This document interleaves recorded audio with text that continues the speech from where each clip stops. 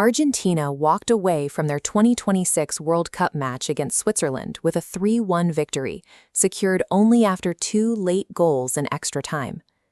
Despite finishing without a goal to his name, the post-match focus immediately shifted to Lionel Messi. During the game, Messi confronted the Portuguese referee following a heated exchange. Messi insisted on being spoken to with respect, claiming the official failed to communicate properly during the heat of the match.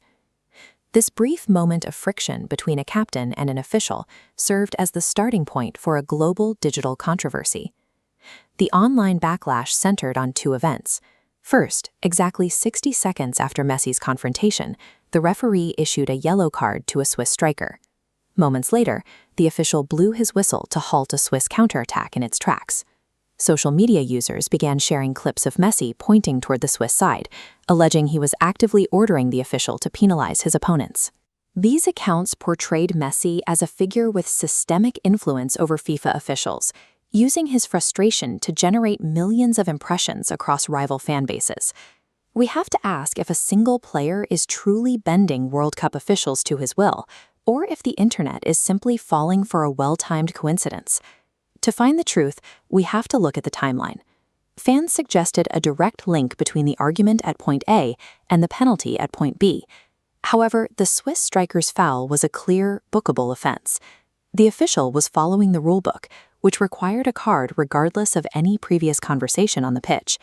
If players could dictate cards at will, the competitive structure of the sport would collapse. The sequence was a matter of mathematical happenstance, 2 unrelated events occurring in close proximity. On a football pitch, chronological correlation does not prove causation. The same logic applies to the whistle that stopped the Swiss counterattack. Officials operate on instinct, calculating game state and positioning in fractions of a second. These decisions are detached from player arguments. Since the events are easily explained by standard match mechanics, we need to examine why the rigged match theory became so popular. This is a result of engagement farming. Digital entities take a normal pitch coincidence and package it as rage bait to trigger opposing fans, creating a loop of viral reach. View counts and ad revenue drive these narratives. Algorithms transform a simple pitch coincidence into a profitable illusion of corruption.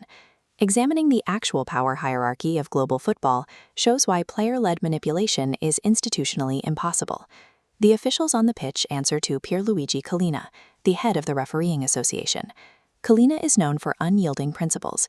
He has stated repeatedly that no one, not players and not FIFA executives, controls his referees.